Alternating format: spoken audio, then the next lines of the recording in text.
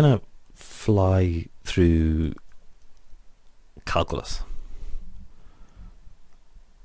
which is pretty self-contained. Firstly, we have polynomials, which we came across when doing algebra with quadratic equations and cubics. Then we'll look at how we differentiate. So differentiation is an operation that we perform on polynomials. So if I have, say, x squared plus 2, I differentiate it to get another polynomial. It's a simple pattern. Finally, we look at solving max-min problems. So we're just going to go through these quickly. And in fact, the first point, like polynomials, it just helps build an intuition, an understanding of what we're doing. You can just do step 2 and 3 mechanically. So I'll begin with differentiation, which was step 2. Here we have an expression like x squared plus 2x. Here we have a polynomial. Then we just use the rule, and the rule is x to the power of n goes to nx to the power of n minus 1. So x squared goes to 2x, x goes to 1, x cubed goes to 3x squared, and constants, so a number, goes to 0. And finally, if you have a multiple, so if you have 2x, well, that goes to 2. Since x goes to 1, 2x goes to 2. And we're not going to be dealing with higher powers really than x cubed, though the same rule applies. So x to the power of 4 goes to 4x cubed, though it's unlikely that we'll be asked x to the power 4. So, knowing this, we can go, well, x squared goes to 2x, and 2x goes to 2. And there you are, we've just differentiated that polynomial. And that's all there is to it. And you might have two bracketed terms like 2x plus 3 multiplied by 1 minus x. Well, then just multiply it out, and then you'll end up with, you know, so 2x times 1 minus x is 2x minus 2x squared, 3 minus 3x. So now we just tidy those terms up. I have minus 2x squared minus x plus 3. So now we know how to differentiate this, because minus 2x squared goes to minus 4x, minus x goes to minus 1, and the 3 goes to 0.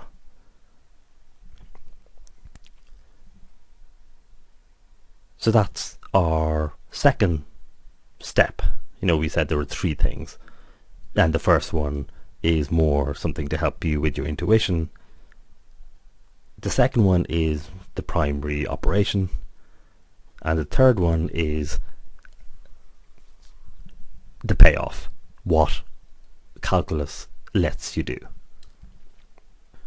So the payoff is being able to solve max-min problems. So if you have an expression, say like x squared plus 2x plus 1, well, that might be something that describes all kinds of things. It could be a problem in engineering, it could be a problem in medicine, it might be something describing the universe in physics. You end up with polynomials because that's pretty much all we can work with. So we get these kind of expressions from all over the place. What max-min lets us do is work out where this reaches its maximum point. So you have something like this.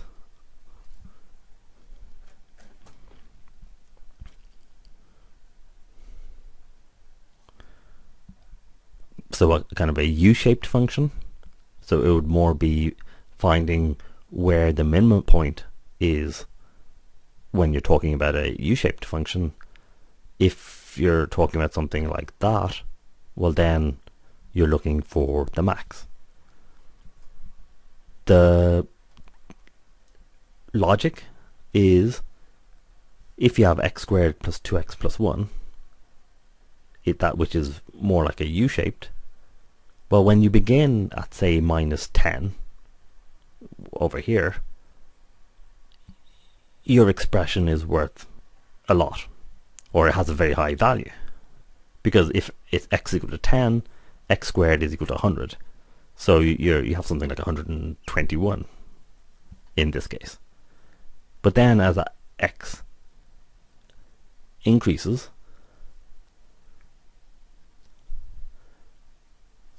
sorry, mix up, on the left hand side x is equal to minus 10.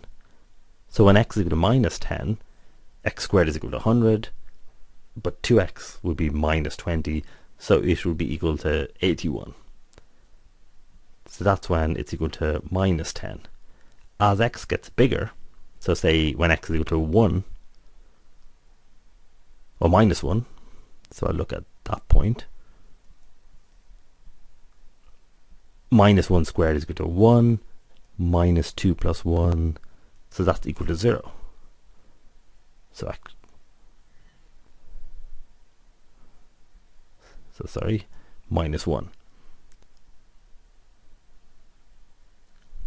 This is the expression, is equal to minus 1. And then as x gets bigger, so say x is equal to, so this is when x is equal to minus 1. When x is equal to plus 1, we have x squared is equal to 1 plus 2 plus 1. So when x is equal to 1, the function x squared plus 2x plus 1 is equal to 4.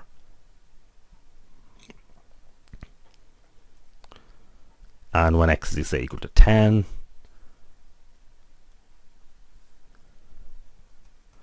we have 100 plus 20 plus 1.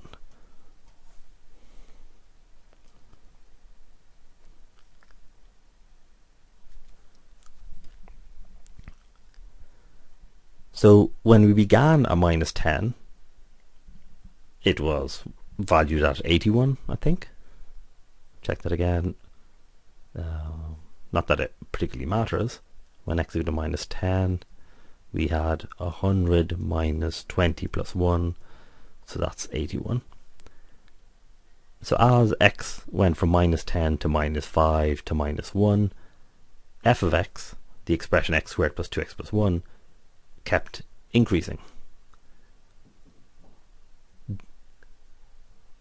Or, sorry, as x increased, when it went from minus 10 to minus 5 to minus 1, f of x decreased, since the slope is negative here. So as we're going along here, the value of the function is decreasing.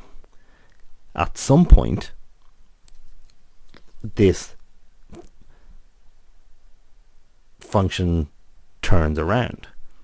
We know when x is equal to 1, it's equal to 4, and when it's x equal to 10, it's equal to 121. So to the right here, as x is increasing, the function is increasing. So the slope is positive. At its lowest point, the slope is equal to 0. Because if the slope was negative, as we move towards the right, the value would decrease. And you can decrease if you are the lowest point. So what we do is we differentiate the expression. So we had x squared plus 2x plus 1. We differentiate that to get 2x plus 2.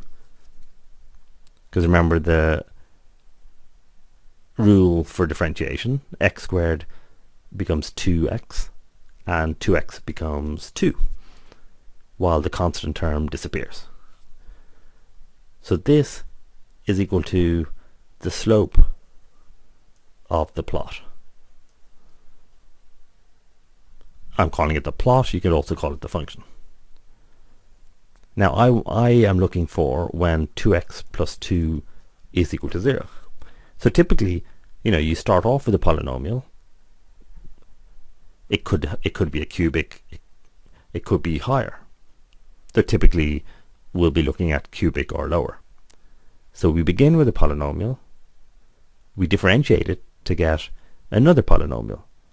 So in this case, it's simply a linear one, though if we begun with the cubic, after we differentiated it, we'd end up with a quadratic. If we're looking for the turning point, if we're looking for the max or the min, we're looking for when the slope is equal to 0. So we can say 2x plus 2 is equal to 0. Now we have an algebraic problem. So we need to solve that. If it's just a linear one, well, we can just manipulate things to get the answer. So if 2x plus 2 is equal to 0, that means 2x is equal to minus 2, because subtract 2 from both sides. And now we divide both sides by 2 to get x is equal to minus 1.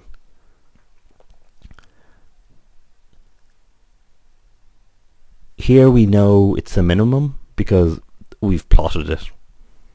And you can intuitively think about it. If it's a function like x squared, well, when x is minus 100, it's going to be a very large number. And when x is plus 100, it's going to be a very large number. So it's going to be kind of a U-shaped function, which means that we have a minimum. If we had a minus x squared function, it would more be like an n.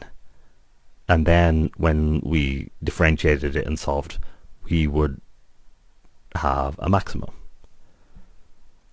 Finally, if we know the minimum, or the minimum is at x equal to minus 1, we just plug that into our function. So if our function, or since our function is x squared plus 2x plus 1, min at x equal to minus 1, so then minus 1 squared is 1 minus 2 plus 1 is equal to 0. So the minima, or the minimum, because there's only 1, is at x equal to minus 1 when the function is equal to 0. If we plot the polynomial x squared plus 2x plus 1, we can see that the minimum is at 0 when x is equal to minus 1, as we just calculated using calculus. We just need to look at polynomials, which was the first of the 3 points that we mentioned at the beginning. So polynomials we're familiar with would be expressions like 1 plus x, x squared, 1 plus x squared plus 2x. In general, a polynomial is a sum of powers of x.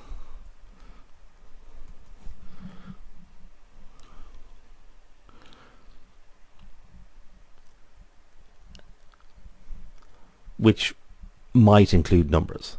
So you can view one, like numbers, as being a separate case, or, well, x to the power of 0 is equal to 1, so in a way 1 is also a power of x.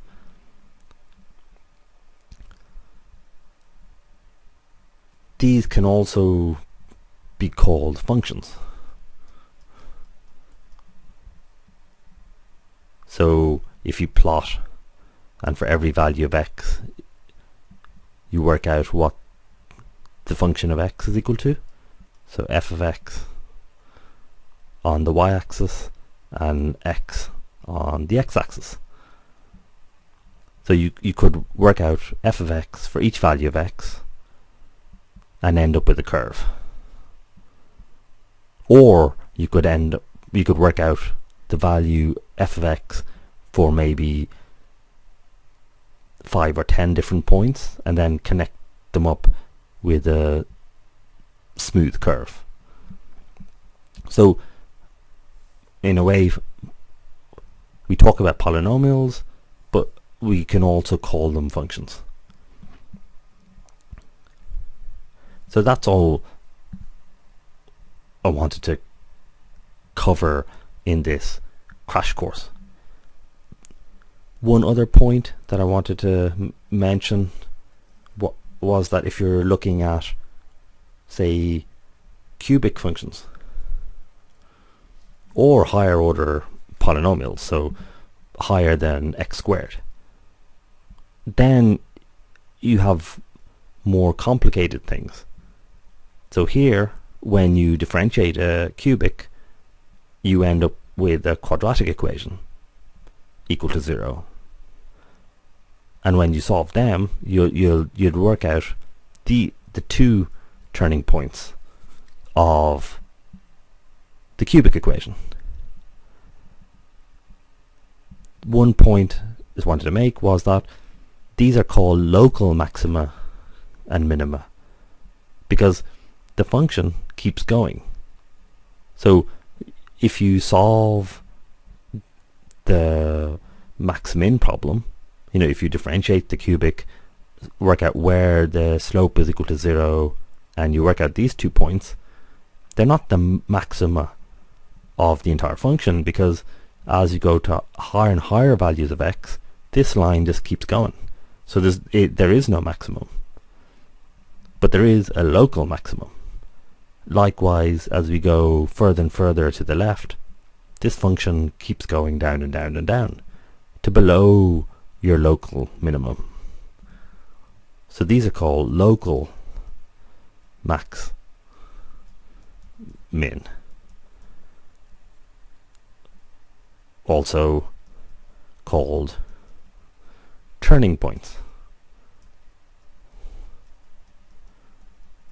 which again makes sense because the function was going up, it turned at this point and it turned at that point. So those are the main points in calculus, and you should be able to answer most of the questions because this is all you can be asked. You'll just be given, you'll end up with some expression, you'll end up with some polynomial, then you know how to differentiate it, and then if you want to find the max and min, you just want to differentiate it. You just want to solve it for when the differentiated polynomial is equal to 0. So in order to do that, you might have to solve a quadratic equation. So we'll have a quick look at solving or algebra problems next. So, solving quadratic and cubic equations. So then you'll be all set for doing calculus.